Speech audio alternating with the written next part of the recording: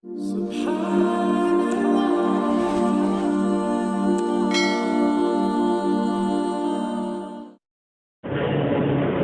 عليكم ورحمة الله وبركاته.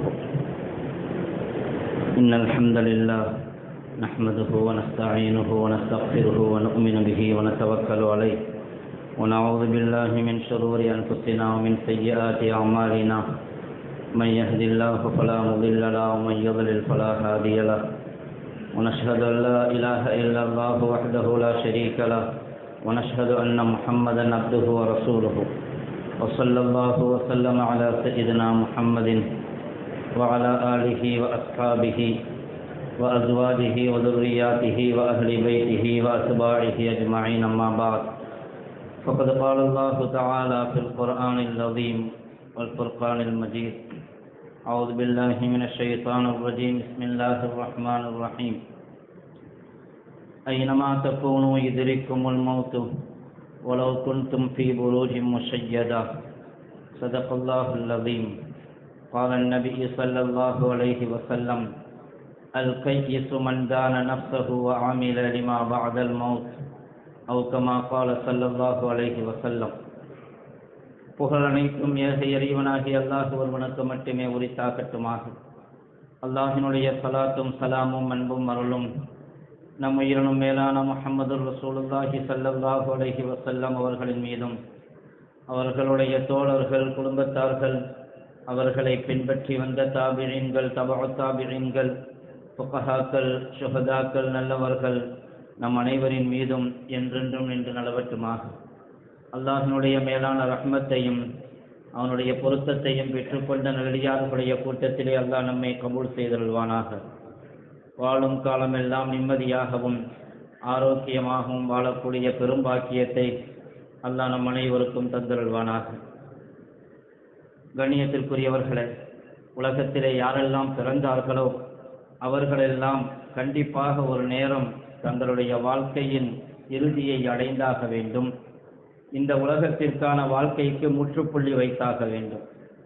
பிறந்தவர்கள் அத்தனை பேரும் இறந்து போய்தான் இருக்கிறார்கள். அல்லாஹ் நபியை பார்த்து சொல்லுவான்: நபியே, உங்களுக்கு முன்னர் யாருக்கும் நாம் நிரந்தரத்தை கொடுக்கவில்லை. எந்த நபிக்கும் நிரந்தரமாக உலகத்திலே வாழக்கூடிய நிலையை உருவாக்கவில்லை. யாருக்கும் அப்படியான ஒரு நிலையை உருவாக்கவும் இல்லை. மரணத்தை சில காலம் தள்ளி போடலாம், ஆனால் மரணத்தை விட்டும் தப்பிக்க முடியாது. உலகத்தில் யாரெல்லாம் அதற்காக பெருமுயற்சி எடுத்தார்களோ அவர்களெல்லாம் அதனை தோற்றுத்தான் போனார்கள். சமீபத்தில் கூட அமேசானுடைய தலைமை நிர்வாகி மரணத்தை விட்டும் தப்பிப்பதற்காக வேண்டி உயிரியல் மறு உருவாக்கும் தொழில்நுட்பத்திற்காக ஏறத்தாழ $3 பில்லியன் முதலீடு செய்திருக்கிறதாக தகவல். அதாவது மனிதனுடைய உயிரணுக்களை புத்துயிர் பெறக்கூடிய உயிரியல் மறு உருவாக்கம் செய்ய வேண்டும் என்கிற ஒரு தொழில்நுட்பத்தை கண்டுபிடித்து அதன் மூலமாக மனிதனுடைய மரணத்தை விட்டு மனிதனை பாதுகாப்பதற்காக, எவ்வளவு காலம் வாழ்ந்தாலும் ஒரு நாள் மரணித்துத்தான் ஆக வேண்டும். உலகத்திலே வாழ்ந்து கொண்டே இருந்தால் அது உலகத்திற்கும் நிம்மதி கிடையாது. உலகத்திலே எப்பொழுதெல்லாம் பிறப்பு இருந்து கொண்டே இருக்கிறதோ அப்பொழுதெல்லாம் இறப்பும் இருந்து கொண்டே இருக்க வேண்டும். இரண்டும் ஒரே விகிதத்தில் இருக்க வேண்டும். இல்லை என்றால் உலகத்தினுடைய நிர்வாகம் ஒழுங்காக இருக்காது. யோசித்து பாருங்கள், இன்றிலிருந்து 100 வருடத்துக்கு முன்பாக யாரெல்லாம் இந்த பூமியில், இந்த ஊரில், இந்த நாட்டில், இந்த உலகத்தில் இருந்தார்களோ அவர்களில் யாரும் இன்று இல்லை. 100 வருடங்களுக்கு முன்பாக யாரெல்லாம் இந்த பூமியில், இந்த ஊரில், நாட்டில் இருந்தார்களோ அவர்களை இன்று நாம் பார்க்க முடிவதில்லை. ஒரு நேரம் வருகிறது, அதோடு அவர்களுடைய வாழ்க்கை முடிந்து போய்விடுகிறது. அல்லாஹ் சொல்லுவான் குர்ஆனில்: ஐனமா தகூனு யுத்ரிக்குமுல் மௌத். நீங்கள் எங்கிருந்தாலும் உங்களை மரணம் பிடிக்கும். வலவ் குன்தும் ஃபீ புரூஜின் முஷய்யதா. எவ்வளவு பாதுகாப்பான உறுதியான கோட்டைகளில் உங்களுடைய உயிரை பிடித்துக் கொள்வதற்காக, உங்களுடைய ரூஹை இஸ்ராயில் உருவ விடாமல் தற்காத்துக் கொள்வதற்காக எவ்வளவு பெரிய முயற்சி எடுத்தாலும் அது வெற்றி பெறப் போவதில்லை. எப்படியாவது அது வந்தே தீரும் என்று அல்லாஹ் குர்ஆனிலே சொல்லுவான்.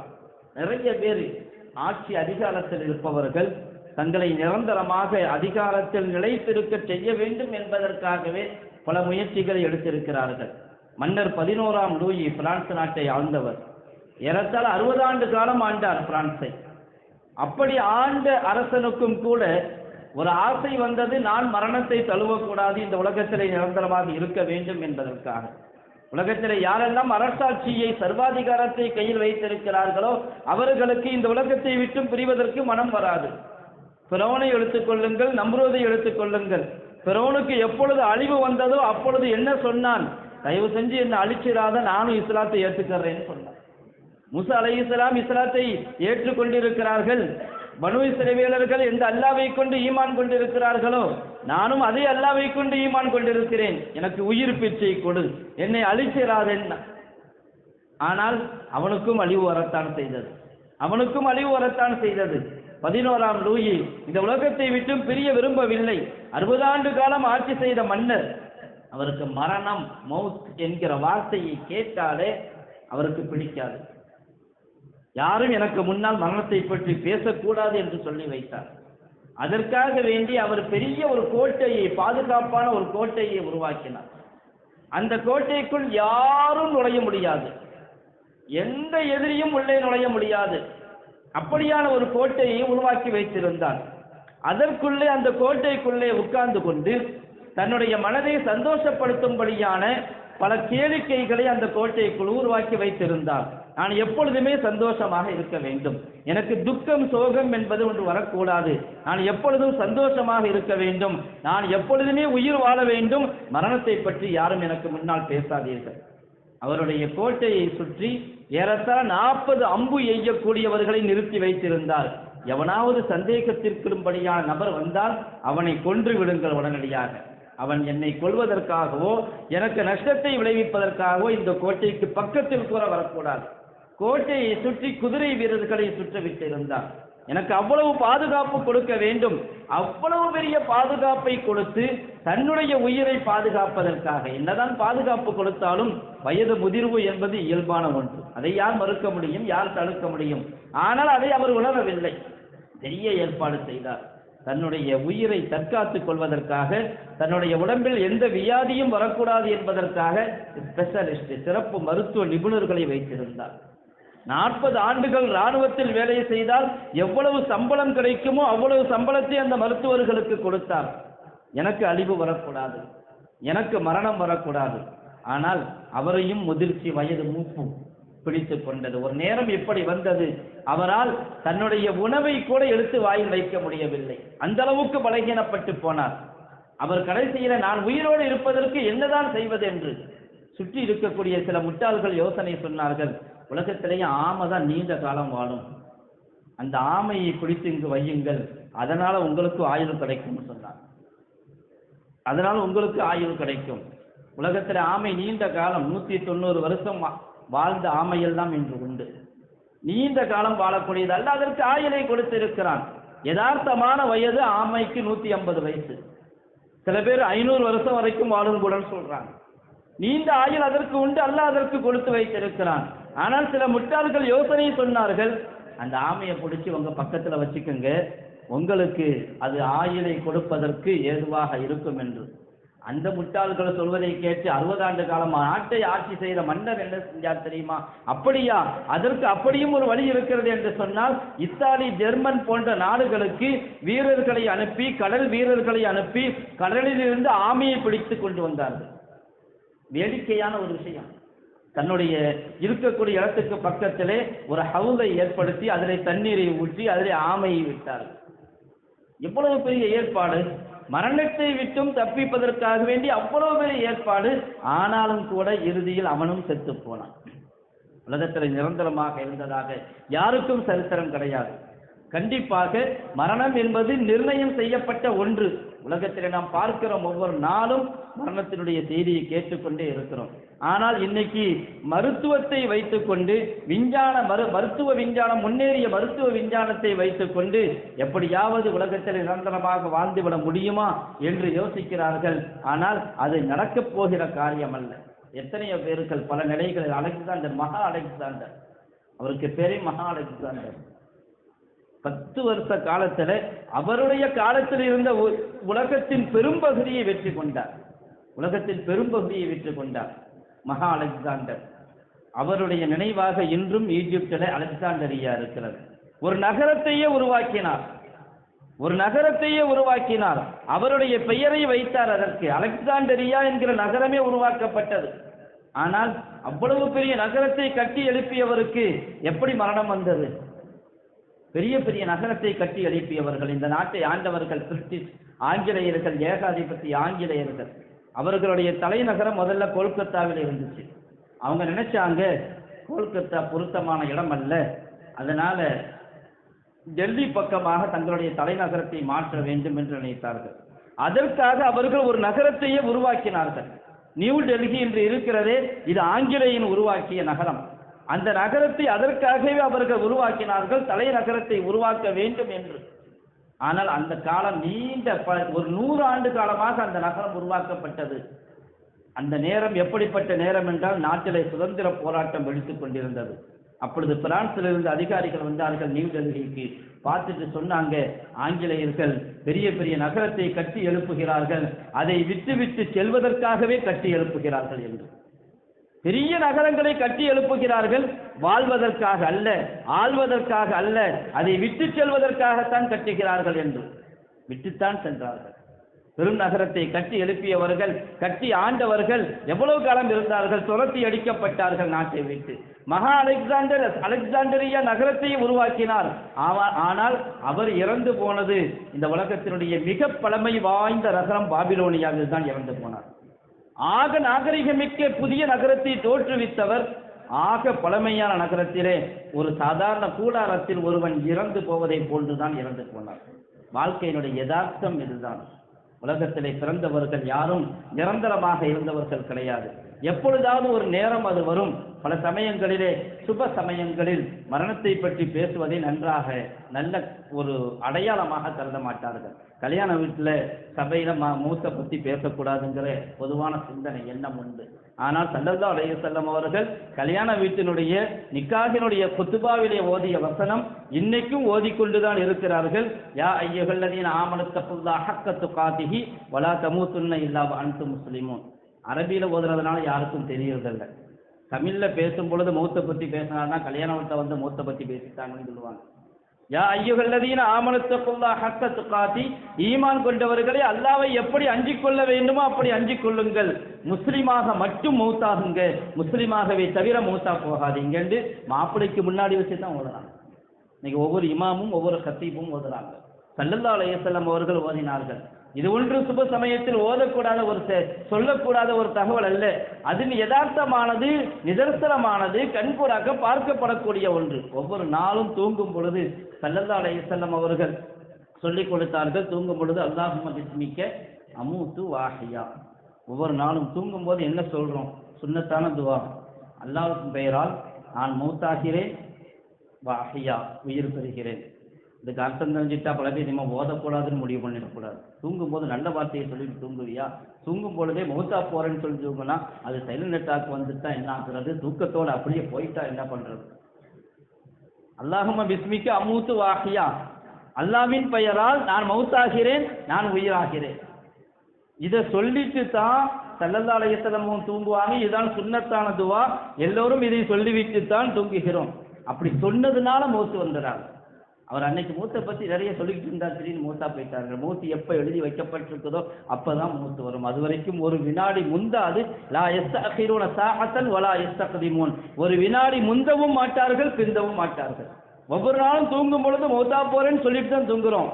ஆனா அவ்வளவு பேரும் மூத்தா போறதில்லை. அல்லாஹ் யாருக்கு மௌத்தை எழுதி வைத்திருக்கிறானோ, அல்லாஹ் யதவஃபல் அன்ஃபுஸ ஹீன மௌத்திஹா வல்லதி லம் தமுத் ஃபீ மனாமிஹா ஃபயும்சிகுல் லதி கலா அலைஹல் மௌத வ இர்சுல் உக்ரா இலா அஜலின் முஸம்மா. அல்லாஹ் தஆலா தூங்கும் பொழுதும் உயிரை கைப்பற்றுகிறான். யாருடைய உயிரை கைப்பற்றவில்லையோ அவர்களை எழச் செய்கிறான். அவர்கள் உலகத்திற்கு வருகிறார்கள். அல்லாஹ் அவர்களுக்கு ஒரு தவணையை கொடுத்து உலகத்திலே வாழ வைக்கிறான் என்று அல்லாஹ் குர்ஆனிலே சொல்லுவான். தூங்கும் பொழுது தூக்கம் என்பது ஒரு சிறிய மரணம். ஆனால் எல்லா நிலையிலும் அதற்காக மரணத்தை கண்டு அஞ்ச வேண்டும் என்றோ மரணத்திற்கு ஆசைப்பட வேண்டும் என்றும் கிடையாது. மார்க்கத்திலே மௌத்துக்கு ஆசைப்படணும்னு சொல்லல, மௌத்தை நினைக்க வேண்டும் என்று சொல்லப்பட்டிருக்கிறது. எந்த நிலையில் எப்படி வரும் என்று தெரியாது. ஒருத்தரை பற்றி ஒருவர் ரயில்வே கார்டாக இருந்தார். அவர் தன்னுடைய பயணத்திலே ரிட்டையர்ட் ஆகக்கூடிய ஒரு நிலை, அவருடைய பயணத்தினுடைய கடைசி நிலை, கடைசி பயணம். அந்த பயணத்தில் அவர் இருக்கும் பொழுது அவர் 60 கிலோமீட்டர் அவருடைய ட்ரெயின் போயிருச்சுன்னா அவருடைய பணி முடிஞ்சிருச்சு, ரிட்டையர்ட் ஆயிடுவார். 60 கிலோமீட்டருக்கு முன்பாக பின்னால் இருந்து ஒரு ட்ரெயின் வந்து மோதி அவர் மரணித்து விடுகிறார், இறந்து போய் விடுகிறார். இந்தியன் எக்ஸ்பிரஸ் பத்திரிகையில் ரயில்வே அதிகாரி ஒருவர் கட்டுரை எழுதியிருந்தார். அதை பற்றி இப்படி சொல்லியிருந்தார், இன்னும் 60 கிலோமீட்டர் தான் இருந்துச்சு அவருடைய அபிஷியல் ஜேர்னி முடிகிறதுக்கு, அதிகாரப்பூர்வ பயணம் முடிவதற்கு அவருக்கு இன்னும் 60 கிலோமீட்டர் தான் இருந்தது, அதற்குள்ளே அவருடைய யதார்த்த மரணம் வந்துவிட்டது என்று வேறொரு பயணத்தை அவர் ஆரம்பித்து விட்டார். கற்பனை எவ்வளவோ இருக்கலாம். ரிட்டர்டாகி போகிறோம், இனிமேல் பென்ஷன் வந்து கொண்டிருக்கும், வீட்டில் சும்மா இருப்போம், ஒரு வேலையும் கிடையாது, நிம்மதியாக இருப்போம், பிள்ளைகளுக்கான ஏற்பாடு, அது அதற்காக இதற்காக நிறைய திட்டங்கள் இருக்கலாம். ஆனால் அந்த பயணம் முடிவதற்கு முன்பாகவே அடுத்தொரு பயணம் ஆரம்பமாகிறது. பலரையும் கேள்விப்பட்டிருப்போம், நான் எங்கள் பிள்ளைகளுக்காக வாழ்ந்து கொண்டிருக்கிறோம் என்று. பிள்ளைகளுக்கு கல்யாணம் முடித்து கொடுத்துட்டா என் வேலை முடிஞ்சு போச்சு, அந்த பிள்ளைகளுக்கு கல்யாணம் முடிக்கிறதுக்காகத்தான் நான் மாத்திரை மருந்து சாப்பிட்றேன். அப்படி சொன்னவர்களில் பல பேர் அவர்களுக்கான திருமணத்திற்கு முன்பாகவே மரணித்து போனவர்கள் உண்டு. அல்லாஹ்வுடைய நாட்டம் அது. வீடு கட்டணும், வீட்டை கட்டி முடிச்சா வேலை முடிஞ்சு. வாழ்க்கையில் சில இலக்குகளை வைத்துக் கொண்டு வீடு கட்டி முடிச்சுட்டா முடிஞ்சு, கல்யாணத்தை முடிச்சுட்டா முடிஞ்சு, இதுதான் என்னுடைய வாழ்க்கையின் இலக்கு, அந்த இலக்கு நடந்துவிட்டால் போதும் என்கிற ஒரு போதும் என்ற தன்மையை உலகத்தோடு சுருக்கிக் கொள்வது. ஆனால் அது நடக்குமா நடக்காதா என்று தெரியாது. பிள்ளைகளுக்கான ஏற்பாடுகள், பிள்ளைகளுடைய எதிர்காலத்திற்கான ஏற்பாடுகள், அவர்களுடைய தொழிலுக்கான ஏற்பாடுகள், அவருடைய படிப்புக்கான ஏற்பாடுகள், அதற்காகத்தான் சம்பாதிக்கிறோம், அந்த பிள்ளைகளுடைய எதிர்காலம் நன்றாக இருக்க வேண்டும் என்று. ஆனால் பல சமயங்களில் பிள்ளைகளுடைய எதிர்காலத்தை பார்ப்பதற்கு முன்பாகவே அவர் தன்னுடைய எதிர்காலத்தை பார்த்து விடுகிறார். நிரந்தரமான எதிர்காலத்தை, தன்னுடைய எதிர்காலத்திற்காக எதையும் செய்யாமல். இதற்கர்த்தம் இதுவல்ல நம்முடைய பிள்ளைகளை கவனிக்க கூடாது என்றோ, பிள்ளைகளுக்காக சம்பாதிக்க கூடாது என்று இல்லை. ஸல்லல்லாஹு அலைஹி வஸல்லம் அவர்கள் இப்படியும் சொல்லி சென்றிருக்கிறார்கள், உங்களுடைய பிள்ளைகளை ஏழைகளாக விட்டு செல்வதை விட, மக்களிடத்திலே பிச்சை எடுப்பவர்களாக விட்டு செல்வதை விட, அவர்களுக்கு போதுமான ரிசுக்கை, செல்வத்தை சேமித்து வைப்பது சிறந்தது என்று சொல்லியிருக்கிறார்கள். அதற்கர்த்தம் சேமிக்க கூடாது, சம்பாதிக்க கூடாது என்பதல்ல. ஆனால் நம்முடைய ஆக்கிரத்தை மறந்து சம்பாதிக்க கூடாது, நம்முடைய எதிர்காலத்தை மறந்து சம்பாதிக்க கூடாது. நமக்கென்று ஒரு ஆக்கிரத் இருக்குது, ஒவ்வொருவருக்கும் நிர்ணயம் செய்யப்பட்ட ஒரு மௌத் இருக்கிறது. ஸல்லல்லாஹு அலைஹி வஸல்லம் சொன்னாங்க, அல் கையிஸ் மன்தான நஃப்ஸஹு வ அமில லிமா பஅதல் மௌத். அறிவாளி யார் என்று சொன்னால், தன்னை அடக்கி ஆண்டு, தன்னுடைய நஃப்ஸை அறிந்து, தன்னுடைய நஃப்ஸை அடக்கி யார் மரணத்திற்கு பின்னாலான வாழ்க்கைக்காக அமல் செய்தார்களோ அவர்கள் தான் அறிவாளி. எதிர்காலத்திற்காக செயல்படுவதை இந்த உலகம் அறிவாளித்தனம் என்று ஏற்றுக்கொள்கிறது. கண்டிப்பாக குழந்தை பிறக்கும் பொழுது அதற்கான திட்டமிடலை எடுக்கிறோம். என் பிள்ளையை எப்படி ஆக்கணும்னு நினைக்கிறோம், என்னுடைய பிசினஸை எப்படி கொண்டு போகணும்னு நினைக்கிறோம், என்னுடைய எதிர்காலம் எப்படி இருக்கணும்னு திட்டமிடுகிறோம், தப்பில்லை. ஆனால் ஒரு எதிர்காலம், நிரந்தரமான எதிர்காலம் இருக்கிறதே, அதற்காக எப்படி திட்டமிடுகிறோம்? எங்களுடைய பயணத்திற்காக முன்கூட்டியே தயாரிப்பு செய்கிறோம், அதற்கான டிக்கெட் ரிசர்வேஷன் முன்கூட்டியே தயார் செய்கிறோம். எதற்காக வேண்டி? எங்களுடைய பயணங்கள் நிம்மதியாக அமைய வேண்டும் என்பதற்காக, எங்களுடைய காரியங்கள் சரியாக நடக்க வேண்டும் என்பதற்காக, அதற்கான முன்கூட்டியே திட்டமிடல். ஆனால் ஸல்லல்லாஹு அலைஹி வஸல்லம் சொன்னார்கள், இது இவ்வளவு பெரிய அறிவாளித்தனம் என்னவென்றால், வாமில் அலிமா பாதல் மௌத், மரணத்திற்கு பின்னால் உள்ள வாழ்க்கைக்காக யார் அமல் செய்கிறார்களோ அவர்தான் அறிவாளி. வல் ஆஜிஸு மன் அத்பஅ நஃப்ஸஹு ஹவாஹா வ தமன்னா அலல்லாஹ். இயலாதவன் யார் தெரியுமா? அறிவற்றவன் யார் தெரியுமா? தன்னுடைய மனோ இச்சைக்கு தோதுவாக தன்னுடைய நஃப்ஸை கண்டுகொள்ளாமல் விட்டு விடுவான். அது தான் தோன்றித்தனமாக போய்கொண்டிருக்கும். வாழ்க்கை எப்படி வேண்டுமானாலும், என்ன வேண்டுமானாலும், எப்படிப்பட்ட சூழலிலும் அல்லாஹ்வை பற்றியோ, ஆக்கிரத்தை பற்றியோ, மௌத்தை பற்றியோ எந்த சிந்தனையும் இல்லாமல் எப்படி வேண்டுமானாலும் நடந்து கொண்டு வத்தமன்னா அலல்லாஹ், அல்லாஹ்வின் மீது ஆசை வைப்பான். அல்லாஹ் என்ன மன்னிச்சிருவான், எனக்கு சொர்க்கத்தை தராட்டி வேறு யாருக்கு தரப்போம். ரெண்டு விஷயம் முக்கியம். அல் ஹவுஃப் வல் ரஜா, பயமும் இருக்கணும், ஆதரவும் இருக்கணும். என்னுடைய நிலை ஆக்கிரத்தில் என்னவாகும் என்கிற கவலையும் இருக்க வேண்டும், அதே சமயத்தில் என்னை மன்னிப்பான் என்கிற ஆதரவும் இருக்க வேண்டும். ஆனால் எல்லா பாவங்களையும் செய்துவிட்டு என்ன மன்னிக்காம வேற யாரை மன்னிப்பான்? அல்லாஹ் மன்னிச்சிருவான். இது அசட்டு துணிச்சல், பாவத்தின் மீதுள்ள துணிச்சல். இது ஒரு வயசை வச்சுக்கிறோம் பாவம் செய்யறதுக்கு, ஒரு வயசை வச்சுக்கிறோம் தௌபா செய்யறதுக்கு அல்ல. இவ்வளவு காலம் இந்த வயசுல எல்லாம் பாவம் செய்யற காலம், என்ன வேணாலும் செஞ்சுக்கலாம், எப்படி வேணாலும் வாழ்ந்து கொள்ளலாம். தௌபா செய்யறதுக்குன்னு ஒரு காலம் இருக்குது இல்லையே, எப்போ எந்த நிலை எப்படின்னு தெரியாது. 30 வயசு ஆயிடுச்சு, 40 வயசு ஆயிடுச்சு, 50 வயசு ஆயிடுச்சு, இனிமே தௌபா செய்ய ஆரம்பிப்போம். இவ்வளவு காலம் செஞ்சாச்சு, செஞ்சு முடிச்சாச்சு. அல்ல, அது அசட்டு துணிச்சல், பாவத்தின் மீதுல துணிச்சல். யூசுப் அலைஹிஸ்ஸலாமுடைய சகோதரர்கள் சொன்னது அதுதான். யூசுஃபை தூக்கி கிணத்துல போடுங்க, கொல்லுங்க, என்னமோ செய்யுங்க, வத்தக்கூனும் மின்பாதிகி கோமன் சாலிஹின், நீங்க நாளைக்கு நல்ல பிள்ளைங்களாக ஆயிருவீங்கன்னு சொன்னாங்க. ஆனா எப்படி ஆனாங்க? கேவலப்பட்டு போனார்கள். யூசுப் அலைஹிஸ்ஸலாத்திற்கு முன்னால் வந்து கேவலப்பட்டு நின்றார்கள். எந்த யூசுஃபை கிணற்றில் அடிமட்டத்தில் தூக்கி போட்டார்களோ அல்லாஹ் அவர்களை ஆக உயர்ந்த சிம்மாசனத்தில் உட்கார வைத்தான். இவர்கள் வந்து கீழே விழுந்தார்கள் காலிலே. அப்படிப்பட்ட நிலையை உருவாக்கினான். எனவே அசட்டு துணிச்சல் கூடாது. அப்படிப்பட்டவர்களை ஸல்லல்லாஹு அலைஹி வஸல்லம் புகழவில்லை. யார் தங்களுடைய ஆখিরাத்துக்காக அமல் செய்தார்களோ அவர்கள்தான் வெற்றியாளர்கள், மட்டுமல்ல அவர்கள்தான் அறிவாளிகள். ஒரு மனிதர் வந்து ஸல்லல்லாஹு அலைஹி வஸல்லம் அவங்கள்ட்ட கேட்டாங்க, மத்த ஸாஆ, கியாமத் எப்போ வரும்னு கேட்டாங்க. மௌத் எப்போ வரும் தெரியாது, கியாமத் எப்போ வரும் தெரியாது, அது அல்லாஹ்வுடைய இல்மில் இருக்குது. ஸல்லல்லாஹு அலைஹி வஸல்லம் கேட்டாங்க, மாதா ஆதத், நீங்கள் அதுக்காக என்ன தயாரிப்பு செஞ்சிருக்கீங்கன்னு கேட்டாங்க. அது எப்பொழுது வருமோ அப்பொழுது வரும், அதற்கான தயாரிப்பு என்ன? அவர் சொன்னார், யா ரசூலல்லாஹ், நிறைய தொழுகல்ல, நோன்பு வைக்கல, ஆனால் இன்னி உஹிப்புல்லாஹ வ ரசூலஹு, அல்லாஹ்வையும் ரசூலையும் பிரியப்படுகிறேன் என்று சொன்னார்கள். அப்படியான அந்த மாமன் அஹ்பப்த, நீங்கள் யாரை பிரியப்படுகிறீர்களோ அவர்களோடு இருப்பீர்கள் என்றார்கள் ஸல்லல்லாஹு அலைஹி வஸல்லம். சஹாபாக்களும் கேட்டாங்க, எங்களுக்கும் இது கிடைக்குமான்னு கேட்டாங்க. உங்களுக்கும் கிடைக்கும்னு சொன்னாங்க. அந்த சமயத்தில் இது போன்று நாங்கள் சந்தோஷப்பட்டது எதுவும் கிடையாது. அல்லாஹ்வின் மீதும் அல்லாஹ்வுடைய தூதரின் மீதும் இருக்கக்கூடிய பிரியம் எங்களை நபிகளாரோடு சுவர்க்கத்தில் சேர்த்து வைக்கும் என்று சொன்னால் அதைவிட பிரியத்திற்குரியது என்ன? எனவே கியாமத் எப்பொழுது வரும் என்பதை விட அதற்காக என்ன தயாரிப்பு செய்து வைத்திருக்கிறோம் என்பதுதான் முக்கியம். அதைத்தான் ஸல்லல்லாஹு அலைஹி வஸல்லம் அவர்கள் உணர்த்தினார்கள். அல்லாஹ் ஜல்ல ஷானுஹு தஆலா எங்களுடைய எல்லா நிலைகளையும் சரியாக்கி அருள்வானாக. எங்களுக்கு திடீர் மரணங்கள், ஆபத்துகளை விட்டும் பாதுகாத்தருள்வானாக. இந்த ஆயுளையும் நிறைவான ஆரோக்கியத்தையும் சந்தோஷமான நிம்மதியான வாழ்க்கையும் தருவானாக. அதைவிட சிறந்ததாக எங்களுடைய ஆখিরাத்தை உயர்வானதாக ஆக்கி வைப்பானாக. எங்களுடைய கபருடைய வாழ்க்கையையும் எங்களுடைய மஹ்ஷரையும் எங்களுடைய ஆখিরাத்தையும் உயர்வானதாக சிறப்பானதாக ஆக்கி அருள்வானாக. நரகத்தினுடைய படுகொலையை விட்டும் பாதுகாத்தருள்வானாக. நம் அனைவரையும் அல்லாஹ் தஆலா சொர்க்கலோகத்தில் பிரவேசிக்க செய்தருள்வானாக. வ ஆகிரு தஅவானா அல்ஹம்துலில்லாஹி ரப்பில் ஆலமீன். அஸ்ஸலாமு அலைக்கும் வரஹ்மத்துல்லாஹி வபரகாத்துஹு.